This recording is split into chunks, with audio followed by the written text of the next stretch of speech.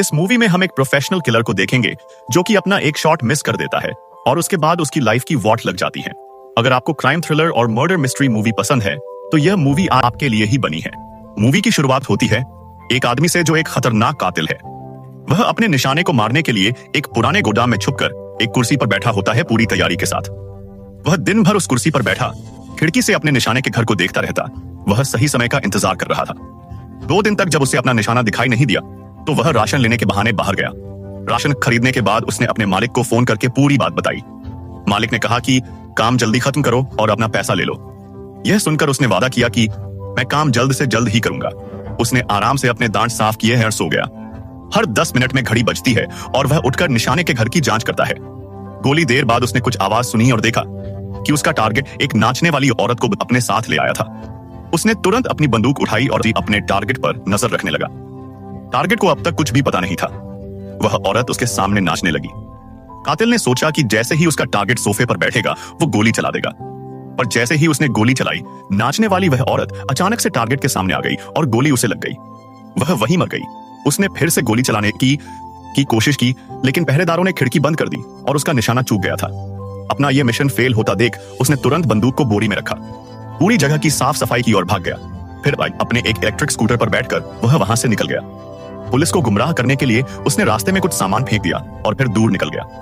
कुछ दूर जाकर उसने वह इलेक्ट्रिक स्कूटर भी छोड़ दिया और अब पैदल चलने लगा। चलते चलते उसने अपना हेलमेट भी नदी में फेंक दिया और जल्दी से एक राशन की दुकान के बाथरूम में गया। वहां उसने अपना चेहरा साफ किया, दाढ़ी काटी, कपड़े बदले और फिर पूरे बाथरूम को साफ कर दिया ताकि कोई निशान ना रहे। फिर उसने गाड़ी बुलाई और सीधा एयरपोर्ट चला गया। एयरपोर्ट पर पहुंचकर उसने बंदूक को कचरे के डब्बे में डाल दिया और हवाई जहाज की टिकट लेने के लिए लाइन में लग गया। जब वह लाइन में खड़ा था तो उसने देखा कि एक पुलिस का कुत्ता उसे घूर रहा है। वह घबरा गया और दोबारा बाथरूम में जाकर अपने आप को साफ किया। वह दोबारा से लाइन में लगा और एक नकली पहचान फेलिक्स एंगर के नाम से वीजा लिया। हवाई जहाज में बैठते वक्त उसे मालिक का फोन आया। उसके मालिक ने उसे बहुत डांटा कि सारा काम खराब करके आया, तू क्या किया ये सब। वह कातिल से काफी नाराज था। कातिल ने फोन काटकर मोबाइल तोड़ दिया और जहाज में चढ़ गया। जहाज में उसने एक अजीब आदमी को देखा तो फिर जहाज से उतरते ही उसने एक और टिकट ली, लेकिन इस बार नए नाम से। फिर उसने देखा कि वह आदमी भी वही वेट कर रहा है तो उसने आगे का सफर अगले दिन के लिए टाल दिया। उसने एक होटल में कमरा लिया और दरवाजे पर जाल लगा दिया और खुद चाकू लेकर एकदम चौकन्ना बैठ गया कि जैसे ही कोई अंदर आएगा मार डालूंगा। लेकिन रात भर कुछ भी नहीं हुआ, कोई नहीं आया। अगले दिन वह प्लेन में चढ़कर अपने देश डोमिनिकन रिपब्लिक वापस गया। अपने घर पहुंचने पर उसने गेट के पास एक आदमी के जूते के निशान और जली हुई सिगरेट देखी। उसका शक पक्का हो गया कि यहां कोई तो जरूर है। उसने तुरंत बंदूक उठाई और घर की तरफ दौड़ा। घर के अंदर उसने खून के दाग देखे और समझ गया कि कोई तो घर में घुसा हुआ है। उसने अपनी गर्लफ्रेंड को फोन किया। जब उसने फोन उठाया तो वह अस्पताल में दौड़ता हुआ गया। वहां उसकी गर्लफ्रेंड उसे बेहोश कोमा में मिली और उसका भाई उसके साथ था। भाई ने बताया कि 2 कातिल, एक आदमी और एक औरत, उनके घर में घुस आए थे। उनका असली टारगेट तो तुम थे, लेकिन जब उन्हें तुम नहीं मिले तो तुम्हारी गर्लफ्रेंड के ऊपर हमला कर दिया। उसने बड़ी मुश्किल से उन कातिलों से लड़कर अपनी जान बचाई थी, लेकिन फिर भी काफी चोट लगी। बचकर जब वह वहां से भागी और छुप गई तो उसने देखा कि वह 2 कातिल एक हरे रंग की छत वाली टैक्सी में निकल गए। इस पूरी घटना को समझने के बाद कातिल ने फैसला किया कि वह रात भर अपनी गर्लफ्रेंड की देखरेख करेगा। थोड़ी देर बाद लड़की बेहोशी से जाग गई और उसे सब कुछ बताया। उसने बताया कि वह दोनों कातिल मुझे पकड़कर टॉर्चर कर रहे थे, तुम्हारे बारे में जानकारी निकलवाना चाहते थे। मैंने भी दर्द सह लिया लेकिन कुछ बताया नहीं। अपने प्यार को इस हालत में देखकर उसका दिल भर आया और उसने फैसला किया कि बदला तो लेकर रहेगा। उसी रात उसने घर लौटकर अपने छुपाए हुए हथियारों का डब्बा निकाला। अगले दिन वह शहर में गाड़ी चलाकर उस टैक्सी को ढूंढने लगा जो दोनों कातिलों को लेकर गई थी। उसकी गर्लफ्रेंड के भाई ने बताया था कि टैक्सी की छत हरी थी, तो वह पूरे शहर में ऐसी टैक्सी को ढूंढने लगा। पूरे दिन की तलाश के बाद भी जब वह टैक्सी नहीं मिली तो उसने एक और नया तरीका निकाला। उसी रात वह टैक्सी कंपनी के ऑफिस में गया और मैनेजर को बंदी बना लिया। फिर वह उनके कंप्यूटर में लॉग इन करके उस टैक्सी ड्राइवर का पता लगाने लगा जो दोनों कातिलों को उसके घर से भी ले गया था। टैक्सी ड्राइवर की जानकारी मिलते ही वह उसकी फाइल लेकर चला गया। अगले दिन वह स्टेशन के बाहर उस टैक्सी ड्राइवर का इंतजार कर रहा था। जैसे ही ड्राइवर नौकरी के लिए आया वह उसका पीछा करने लगा और एक पैसेंजर बनकर उसकी गाड़ी में चढ़ गया। बेचारे ड्राइवर को कुछ नहीं पता था कि उसके साथ क्या होने वाला है। वह एक बेहद खतरनाक इंसान को पीछे बैठाकर शहर घुमा रहा था। जब ड्राइवर ने पीछे मुड़कर कुछ पूछना चाहा तो उसने कातिल के हाथ में बंदूक देखी और डर गया। उसे लगा कि यह कोई छोटा मोटा चोर है, इसलिए उसने अपना वॉलेट निकालकर उसे दे दिया। लेकिन कातिल को उसके चंद रुपए नहीं चाहिए थे। उसने बंदूक टिकाकर पूछा कि उन 2 पैसेंजर्स को उस घर से कहां पर छोड़ा। ड्राइवर को अपनी जान बचानी थी। उसने बढ़िया दिमाग लगाया और अच्छे से याद करके सब कुछ बता दिया। उसने बताया कि मैंने उन दोनों को एक प्राइवेट एयरपोर्ट से पिक करके एक घर तक छोड़ा था। उसके बाद बाहर ही रुककर मैं उनका इंतजार किया। जब वह वापस आए तो दोनों ही घायल दिख रहे थे, लेकिन मैंने कुछ नहीं पूछा। उसने उन्हें फिर से उसी प्राइवेट एयरपोर्ट पर छोड़ दिया जहां से उन्हें लेकर आया था और उसे पूरे पैसे मिल गए। थोड़ा याद करते हुए ड्राइवर ने यह भी बताया कि जब दोनों घर से बाहर आए थे तो आदमी की टांग बहुत बुरी तरह से घायल थी, लेकिन मैंने कुछ पूछा नहीं कि बड़े लोग लग रहे हैं। इसके बाद कातिल ने कहा कि मुझे एक सुनसान जगह पर ले चलो। ड्राइवर ने कहा कि आपको जो भी पूछना है मैं बताने को तैयार हूं, मुझे मारना मत। लेकिन अचानक कातिल ने उसे मार दिया और वहां से निकल गया। इसके बाद कातिल ने अपनी एक और नई पहचान बनाई, जिसकी मदद से वह हवाई जहाज की टिकट लेकर न्यू ऑर्लियंस चला गया ताकि वह उन दोनों कातिलों को ढूंढ सके जिन्होंने उसकी गर्लफ्रेंड को चोट पहुंचाई है। न्यू ऑर्लियंस पहुंचकर उसने एक बस किराए पर ली और खुफिया स्टोरेज यूनिट तक जाकर कुछ बंदूक और नया आइडेंटिफिकेशन कार्ड निकाल दिया। फिर उसने बस की नंबर प्लेट बदल दी और एक सफाई कंपनी के पास जाकर सफाई कर्मचारी बनके काम करने लगा। उस कंपनी में रजिस्टर करने के बाद उसे कुछ सामान दिया गया। कंपनी से वह सामान लेकर वह अपने मालिक की कंपनी के सामने पहुंच गया और सोचा कि अंदर घुसने के लिए सफाई करने का बहाना परफेक्ट रहेगा। जब वह बाहर खड़ा था तो उसे पता चला कि अंदर जाने के लिए एक पास चाहिए, तो उसने बिल्कुल सही मौके का इंतजार किया। जब माल ले जाने वाली गाड़ी आई तो उसके दिमाग में ख्याल आया। उसने अपना कचरे का डब्बा निकाला और दरवाजे की तरफ जाते हुए ऐसे दिखाया कि यह डब्बा तो बहुत भारी है और इस डब्बे को उठाने में उसे बहुत दिक्कत हो रही है। डिलीवरी वाले को लगा कि यह आदमी अपना पास कैसे निकालेगा, तो उसकी मदद करने के लिए उसने गेट पर अपना पास लगा दिया और लिफ्ट को ऑपरेट करने में भी मदद की। अंदर जाकर कातिल ने सफाई कर्मचारी होने का नाटक किया और कुछ देर बाद डिलीवरी वहां से चला गया। फिर उसने अपनी बंदूक निकाल ली और अपने मालिक के दफ्तर में घुस गया। वहां उसने दफ्तर में अपने मालिक की सेक्रेटरी को देखा। उसने बंदूक की नोक पर सेक्रेटरी से मालिक को बंधवा दिया। उसने उसे धमकी दी कि दोनों कातिलों के बारे में जल्द से जल्द बताओ मुझे। डर के मारे मालिक ने कहा कि मेरा इस सब से कोई लेना देना नहीं है, मैं सच कह रहा हूं। उसने बताया कि जिस कस्टमर ने फिरौती के पैसे दिए थे वह नाराज है क्योंकि काम पूरा नहीं हुआ। उसने ही वह गुंडे भेजे होंगे। तेरी गर्लफ्रेंड पे हमला किया है जिन्होंने। मालिक का इस्तेमाल लैपटॉप पर किया और आंखों ही आंखों में धमकी दी कि अगर कुछ नहीं बताया तो अगली बारी आपकी है सर। लेकिन मालिक अभी भी पता नहीं किस ताव में था। उसे कातिल की धमकी बकवास लग रही होती है। ध्यान ना देते हुए कहा कि जल्दी से यहां से निकल जाओ। समझे, मैंने बता दिया तुम्हें जितना बता सकता था मैं। यह सुनकर कातिल को गुस्सा आया और अचानक मालिक की छाती पर कीले मार दी। फिर उसने फोन निकालकर कहा कि जल्दी से मुझे उन दोनों के बारे में बताओ। कौन आया था मेरे घर पर, तभी मैं एम्बुलेंस को फोन करूंगा वरना ऐसे ही मर जाएगा, समझा। लेकिन बात वहां तक पहुंची ही नहीं। वो बूढ़ा आदमी बेचारा फटाफट मर गया। कोई जानकारी देने का टाइम ही नहीं मिला उसे। निराश होकर कातिल ने सोचा कि अब सेक्रेटरी को भी मार देना चाहिए। बिना बात के सबूत क्यों छोड़ना है। लेकिन सेक्रेटरी ने जल्दी से उसका इरादा समझ लिया और एक डील उसके सामने रखी।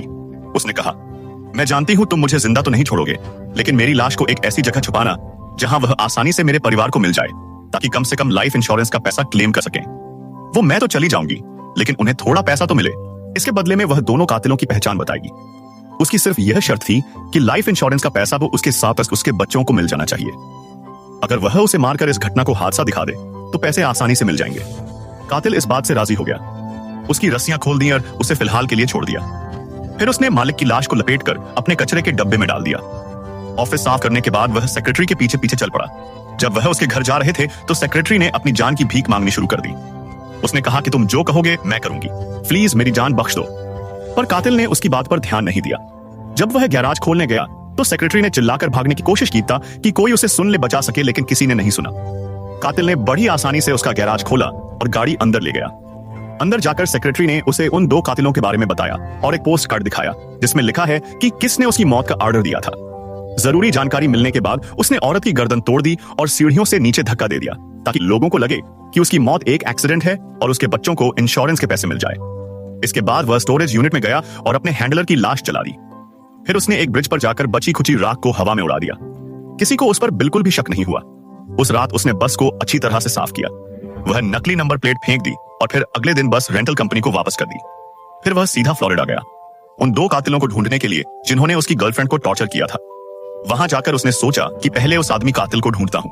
बाद में उस औरत की बारी। उसने ध्यान से मेल किलर का घर देखा जहां कुछ आदमी एक कुत्ते के साथ खेल रहे थे। उनमें से एक आदमी को उसने पहचान लिया क्योंकि वह थोड़ा लंगड़ा रहा था। उसने पूरा दिन घर के बाहर सही वक्त का इंतजार किया। शाम को उसने देखा कि वह लोग कसीनो जा रहे हैं तो वह उनके पीछे गया। और उन्हें देखता रहा। फिर वह रात में वापस किलर के घर आया, लगभग 12 बजे। इस वक्त कातिल अकेला घर पर आया। जैसे ही वह अंदर गया, बदले का प्लान शुरू हो गया। लेकिन कुत्ता अचानक उसे देखकर भौंकने लगा। उसने कुत्ते को कुछ खाने को दिया, जिसके अंदर नशीली दवाई थी, ताकि कुत्ता सो जाए। कुत्ते के सोने के बाद वह घर के अंदर घुस गया और अचानक से किलर ने उस पर हमला कर दिया। उस किलर ने भी पहले से अंदाजा लगा लिया था कि वह बदला लेने जरूर आएगा। दोनों में जबरदस्त लड़ाई हुई। दोनों एक के बाद एक दूसरे पर वार करते जा रहे थे। लेकिन आखिर में जब कातिल उस आदमी पर भारी पड़ने लगा तो यह देखकर उसने बंदूक निकाल ली। लेकिन हमारा कातिल एक कमरे में छुप गया। उसने कमरे से चिल्लाकर कहा कि जॉन, मैं तुम्हारा असली नाम जानता हूं, आ जाओ, मार दो मुझे, कर दो सारे सबूत खत्म। जॉन ने भी उसका चेहरा देख लिया था, तो वह कमरे की तरफ बढ़ा, पर कातिल ने बड़ी चालाकी से बंदूक उठाई और दरवाजे के आर पर गोली चला दी, जिसके बाद जॉन मारा गया। गोली की आवाज सुनकर कुत्ता जाग उठा और अपने मालिक को बचाने के लिए भागा। लेकिन कातिल तब तक घर से निकल गया था और कुत्ते को उसने गैराज में ही बंद कर दिया। उसने एक पेट्रोल बम जलाकर घर की तरफ फेंक दिया, जिससे पूरे घर में आग लग गई और बहुत बड़ा धमाका हुआ। इसके बाद वह टेरेसा नाम की उस औरत के पीछे गया, जिसका उसकी गर्लफ्रेंड को टॉर्चर करने में हिस्सा था। जल्द ही वह एक झूठी पहचान के साथ फ्लाइट पकड़कर न्यूयॉर्क पहुंच गया। वहां जाते ही उसने एक गाड़ी रेंट की और टेरेसा के घर तक गया। उसने पूरा दिन बाहर इंतजार किया, सही वक्त के लिए। रात को उसने देखा कि टेरेसा घर से निकली और एक महंगे रेस्टोरेंट में गई। उसके साथ एक आदमी भी था। जैसे ही वह आदमी वहां से गया, कातिल अंदर घुस गया। टेरेसा ने उसे पहचान लिया और समझ गई कि वह उसे मारने आया है। उसने एक बहुत महंगी ड्रिंक ऑर्डर की और पूछा, ऐनन तक्कू, क्या तुमने अपने हैंडलर को मर दिया? कातिल ने सिर्फ हाँ में सर हिला दिया। उस औरत ने ड्रिंक लिया और कहने लगी कि मैंने सब शो कौन के कहने, मेरा तुमसे या तुम्हारी गर्लफ्रेंड से कोई पर्सनल बैर तो है नहीं। उसने कहा कि मैं तो टॉर्चर के खिलाफ थी, मेरा सीधा था, मैं सिर्फ तुम्हें मारने आई थी। पर जब तुम नहीं मिले तो जो मेरा साथी था उसने तुम्हारी को टॉर्चर की। ये सब सुनने के बाद भी कातिल ने कहा कि मैं तुम्हें छोड़ूंगा तो नहीं। इसके बाद टेरेसा उसके साथ चल दी एक सुनसान पार्क की तरफ, ताकि यह फैसला किया जा सके कि उनमें से कौन जिंदा रहेगा। सीढ़ियां उतरते हुए वह गिर गई और अपना हाथ उसकी तरफ मदद के लिए बढ़ाया, लेकिन कातिल ने उसका हाथ नहीं पकड़ा। उसने सीधा उस पर गोली चला दी। उसका शरीर सीधा सीढ़ियों से नीचे गिर गया। टेरेसा कभी भी उसके ऊपर हमला कर सकती थी। उसने अपने हाथ में एक चूड़ी छुपा रखी थी। खैर, कातिल ने तुरंत पार्क छोड़कर शिकागो की फ्लाइट पकड़ी, ताकि अब वह उस क्लाइंट को मार सके जिसने यह सब करने का ऑर्डर दिया था। उस आदमी के बारे में थोड़ी रिसर्च करके उसे पता चला कि वह तो बहुत अमीर है, इसलिए उसे मारना थोड़ा मुश्किल होगा। इसलिए वह उस आदमी के घर के बाहर इंतजार करने लगा, उसकी हरकतों पर नजर रखने के लिए। जब वह आदमी गैराज से गाड़ी लेकर निकल गया तो कातिल ने ऐसा दिखाया मानो वो सड़क पर एक आम आदमी की तरह घूम रहा है, और मौका देखकर फट से गैराज में घुसने की कोशिश की। इसके बाद वह एक लोकल डीलर से बंदूक खरीदने गया। जब उसका क्लोनिंग डिवाइस आ गया तो उसने उसी फ्लोर पर एक जिम का सेशन बुक किया जहां पर क्लाइंट रहता था। एक सफाई करने वाले से वर्कर पास चुराकर उसने कॉपी बना ली। उसी दिन वही बस अनजान बनने की कोशिश कर रहा है तो कातिल ने सेक्रेटरी का दिया हुआ वो पोस्ट कार्ड दिखा दिया जिस पर सुपारी देने वाले का नाम लिखा था। पोस्ट कार्ड देखकर क्लाइंट को अचानक याद आया कि यह तो वही आदमी है जो पहले टारगेट को मारने में नाकाम हो गया था। जैसे ही उसे याद आया, उसने कहा कि मेरा इस सब से कोई लेना देना नहीं है। उसने कहा कि जब तुम्हारा मिशन फेल हो गया था तो मैंने मान लिया कि चलो भाई, इंसान से गलती हो जाती है। लेकिन तुम्हारा जो हैंडलर है उसने कहा नहीं सर, यह कातिल की गलती है, सजा मिलनी चाहिए, इससे फेल हुआ है ये। तुम्हारे हैंडलर ने मुझसे $1,50,000 और मांगे ताकि तुम्हें मार दिया जाए और सारे सबूत मिट जाए। मतलब इस सब के पीछे हैंडलर का ही हाथ था, क्योंकि असल में तो उसे गुस्सा आ रहा था कि उसका आदमी फेल कैसे हुआ। अगर वह जिंदा रहेगा तो हो सकता है पुलिस उसे ढूंढ ले और फिर हैंडलर भी पकड़ा जाए। इसलिए हैंडलर ने उसे खत्म करने की यह पूरी चाल बनाई। क्लाइंट फिर से कहने लगा कि उन 2 कातिलों को भेजने में मेरा कोई हाथ नहीं था। कुछ देर तक उसकी बातें सुनकर कातिल को उसकी बात पर यकीन हो गया, लेकिन जाने से पहले उसने क्लाइंट को चेतावनी दी कि उसकी पहचान किसी को ना बताए। क्लाइंट ने डरते डरते हाँ में जवाब दिया। फिर कातिल वापस डोमिनिकन रिपब्लिक गया और वहां पहले से काफी बेहतर हो चुकी अपनी गर्लफ्रेंड का ध्यान रखने लगा। उसने यह बुराई का रास्ता छोड़ दिया और अब एक आम इंसान की तरह जीने लगा। और यही मूवी समाप्त हो जाती है। मूवी पसंद आई हो तो चैनल को सब्सक्राइब जरूर करना।